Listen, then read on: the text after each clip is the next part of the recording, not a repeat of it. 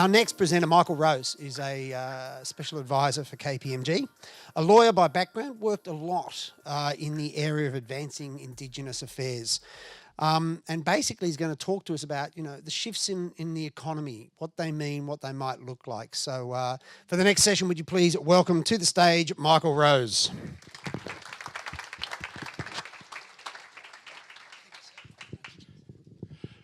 Thanks, Nigel. Good morning, everybody. Let me start by thanking my old friend Uncle Greg for his welcome earlier today and by paying respect to the traditional owners of this part of Sydney and to their elders past and present. Before I go on, I think I need to tell you about 3 or 4 things which are really going to adversely affect my performance this morning. The first is my wife's family comes from Sicily, and I've been taught over the last 30 years that you can't really say anything meaningful unless you're using your hands, and I now find that I've got both my hands full. So that's going to inhibit me a little bit.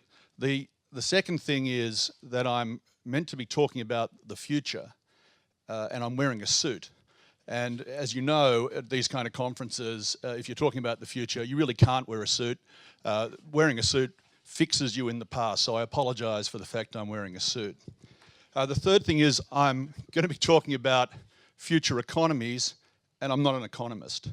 So a lot of what I will say is not really about technical economics. It's about Sydney and the shape of Sydney and how the shape of Sydney will have an impact on its future economic performance. And I will talk about Sydney, not Western Sydney, because for me, I don't think it makes sense to break the city up into chunks. Clearly, a lot of what needs to happen in Western Sydney. But part of the future story of Sydney is about a better integrated city and a better balanced city. And so I'm going to talk about the city as a whole, not just Western Sydney. And the fourth thing that's going to inhibit my performance is that Andy asked me to talk about a range of topics, which he then asked the panel to talk about. And so a lot of what I wanted to say has already been said by Tim Williams and Liz Ann and by David. But that should maybe let us catch up a little bit. So let's get started. When you think about the future economy of Sydney, one way to do it is to think about some of the big changes that are coming for Sydney over the next few decades, changes which are going to have profound social, physical, political, and economic implications for the city, and to think about what choices the city will need to make in response to those changes. So that's what I want to do. I want to just cover off 3 or 4 areas of change, suggest some ideas about how people might want to think about and talk about those areas of change, and then talk about some of the choices that sit before us as a group of people, as citizens of Sydney. So the first change was touched on by Tim right at the beginning of today is the population growth that is coming to Sydney. As you heard Tim say, and as was made clear in Infrastructure Australia's report launched last week, over the next 30 years, Sydney will go from about 5 million people to somewhere between 7.5 and 8 million people. And a big proportion of that growth will happen in Western Sydney. At the same time as the population is growing, the age distribution within the population is going to change, so that we will end up with more people who are older. And all of these new people who are coming to the city are going to need places to live, places to work, schools, hospitals, aged care facilities, places to go on the weekend. They're going to need access to the kind of cultural experiences that Liz Ann referred to earlier. And meeting that need, meeting the need of the growing population and managing that growth is going to be a really significant challenge for Sydney. But on the other side of the challenge is this extraordinary economic and social opportunity. The economic opportunity is obvious. It's the ability to provide for that growth, to service that growth, to invest in that growth.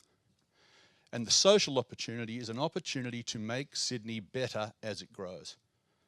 Often in the debate about the future of Sydney, growth is seen as a danger and as a risk, and not as the engine that could make Sydney better. And so I think one of the challenges for this group is to approach growth as the engine to make the city better. The second thing then to talk about is environment. The big change that's coming in the environment is this growth. In a few decades will place the Sydney Basin under a vastly increased amount of environmental stress. And it's already an area which is under environmental stress, and that stress is against a background of climate change stress that we don't even know the full extent of. So the challenge for the city is managing growth while at the same time preserving and enhancing the resilience of the environment. That's the challenge, and once again, the economic opportunity is meeting that challenge. The growing population of Sydney is going to have an insatiable demand for land, for energy, for water, for the means of moving around the city, for the disposal of waste. All of these things are both a physical environmental challenge, but also an economic opportunity if they're thought about well and responded to cleverly. The next is employment. I think everybody in this room has been engaged in the debate around the future of work. All of you, I'm sure, are thinking about it, wondering about it, and if, like me, you're a parent of work-age children, you're beginning to worry about it. And so we know that debate tends to focus on disruption. It tends to focus on the destruction of traditional employment caused by technology, by automation, by artificial intelligence. And the debate also tends to focus on the emergence of new kinds of employment. The emergence of employment in the knowledge economy, jobs that are highly focused on educated people with strong technical skills, great mobility. So you have the debate really focusing on those two things. And I think one of the areas that the debate doesn't focus on very much is the polarizing effect of changes in work. It was touched on a bit by some of the speakers earlier. But what we are beginning to see in cities around the world is this polarization between new jobs in the knowledge economy and new jobs in the non-knowledge economy. Manual jobs, which aren't susceptible to automation, but manual jobs which are more episodic, less secure, and less well paid. And in cities around the world, people are starting to see that distinction between jobs or job types not only turning up in income inequality, but also in spatial inequality. So that you have, in cities around the world, people in the knowledge economy coming back into the centres of cities. This resurgence of people back to the centre, because that's where the knowledge jobs are, that's where the connectivity is, it's where the amenity of cities often lies.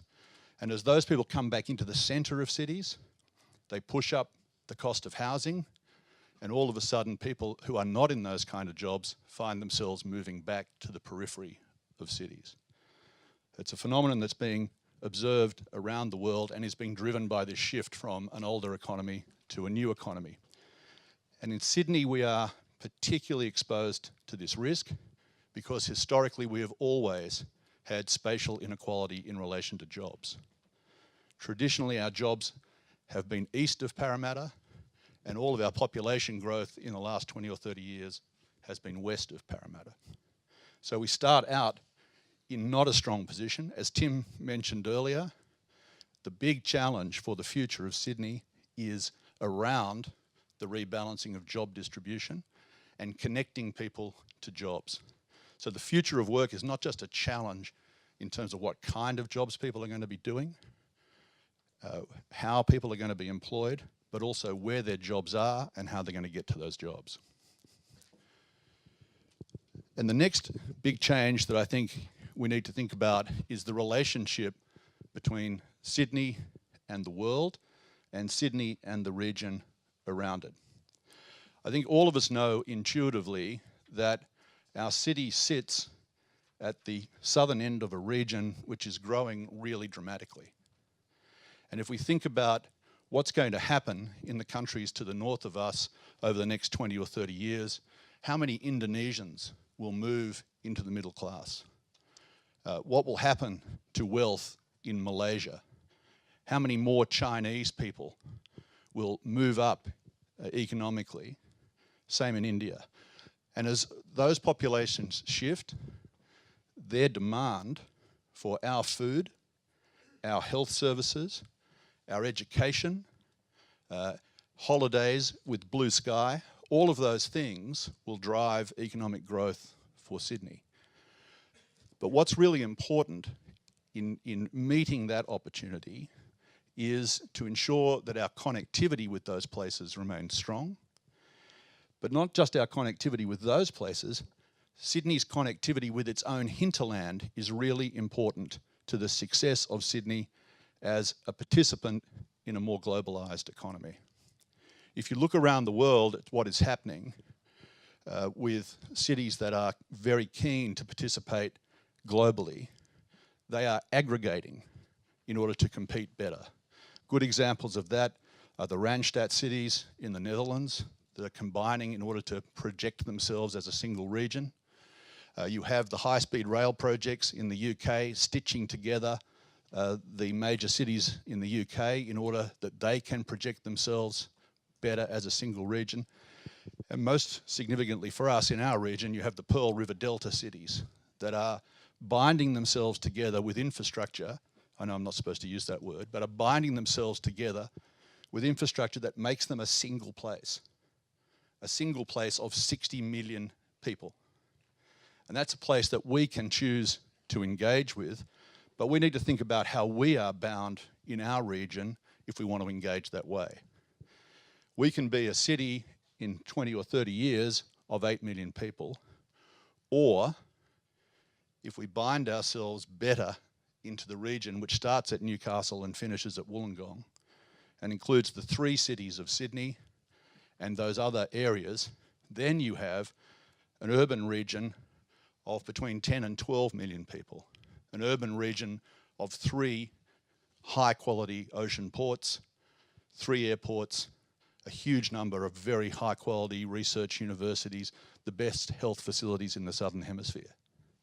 What you actually have is the most significant urban centre in the Southern Hemisphere and one of the most pleasant, vibrant and accessible cities of its type in the world. And I think that should be the ambition for Sydney, to get better as it grows and to think carefully about where its influence spreads. The challenge for Sydney in being a stronger global participant and for being better bound with its region are those challenges that we see turning up in politics now. An anti-globalism, an anti-cities dynamic that is coming into politics. And so the challenge for leaders in our community, which includes all of you, is to help make the case for why the success of Sydney is important for the success of New South Wales as a region and why it is important for the success of the nation. 25 to 27% of Australian GDP sits in Sydney. It's really important that Sydney succeeds. It can't succeed unless Western Sydney succeeds, but it also can't succeed unless it brings its hinterland with it. So this is an important thing for us. If you think about the history of cities over the last 200 years, in the 19th century, the cities that really mattered were the cities that dominated trade and manufacturing. And so the great world cities of the late 19th century and the early 20th century were manufacturing and trade cities.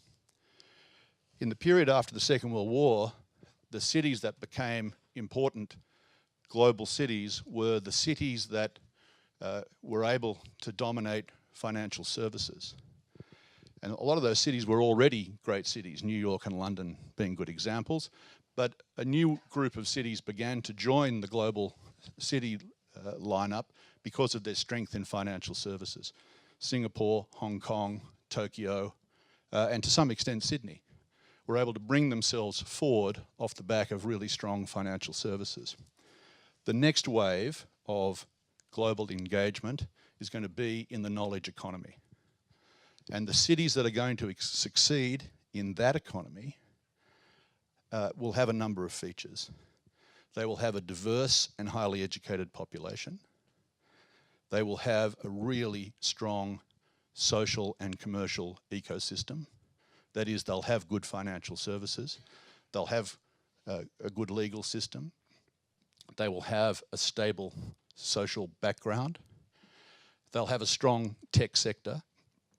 And they will also be desirable places to live, because the people who are going to dominate the next wave of global integration are going to be people who are highly mobile and can choose where they live. The Committee for Sydney did a report last year which benchmarked about 400 cities and looked at those attributes. And the person who wrote that report for us, Greg Clark from the Brookings Institution, concluded that there might be 6 cities in the world that are capable of making the transition to the sort of top tier of global cities in this next wave of globalization. And that of those 6, Sydney is the one that has the most extraordinary assets already. The strength of its university sector, the diversity of its population, the attractiveness as a location and its business infrastructure all make it a city that is poised to step forward. But it needs to, in order to do that, it needs to achieve its potential, and to do that, it needs to deal with those problems that I outlined before, or those changes. How to manage growth in a way which is environmentally sustainable and builds the resilience of the city, how to redistribute jobs across the city, and how to better engage with its global and regional markets. They are the things that Sydney needs to address if it wants to make itself better as it grows. And I think that should be the ambition for the city, to actually become a much, much better place for people to live as it gets bigger. So what are some choices? The first choices are planning choices. And as was mentioned before, what's needed is a real focus on good planning and good implementation of the planning. And I think we're lucky at the moment. We're in a time where there's a lot of energy being devoted to planning for Sydney. The Greater Sydney Commission with its 3 cities model, as Tim mentioned earlier, the city deal that is being negotiated for Western Sydney between the federal, state and local governments. You have the new future transport plan from Transport for New South Wales, which for the first time probably in living memory attempts to integrate transport planning with land use planning for the city. And so we're at a good time for planning, but planning always requires some trade-offs. And how the city handles those trade-offs in the next few decades will be really important. The political impulse is to respond to the requirements of people who live in the city right now. And the challenge is to think about what is necessary for the people who would be living in the city now if they could. Right? And we all know there's lots of those people who would be here if they could be but can't afford to be, can't find the housing that they need. So responding to the needs of people who are not here now and the needs of the 2.5 million people who we know are going to turn up in the next 3 decades. That's the challenge for planning. And the really significant challenge, as I think both Tim and Liz Ann said, is not to just identify bits of infrastructure that can be plonked all over the city, but to build places and to rebalance the city. As Tim mentioned, there's been a lot of focus on rebalancing the city in residential terms. There's been less focus on rebalancing the city in job terms. And that's the great challenge. The great challenge is to connect the 3 planned centres of the new city, the traditional CBD, Parramatta and the airport, to connect those with other really important strategic centres around the city, Campbelltown, Liverpool, Penrith, and to fill in the gaps between all of those with town centres that provide jobs for people. And to do that, you have to connect all those places up, and to connect them up in a way which will drive investment, will drive employment, and will be sustainable environmentally into the future. There needs to be a huge modal shift to mass transit. And that's the real challenge for planning that's coming up. The other thing that needs to happen is a focus on what I'd call social infrastructure, not just schools and hospitals, but also the cultural infrastructure that makes a city a great place to live, makes the city a place where people are happy and healthy and engaged and build communities, and is attractive for the people to attract people to our city. Tim mentioned this also. The next big area of choice is in relation to governance. We have a governance system which was set up more than 100 years ago to reflect the realities of our city then.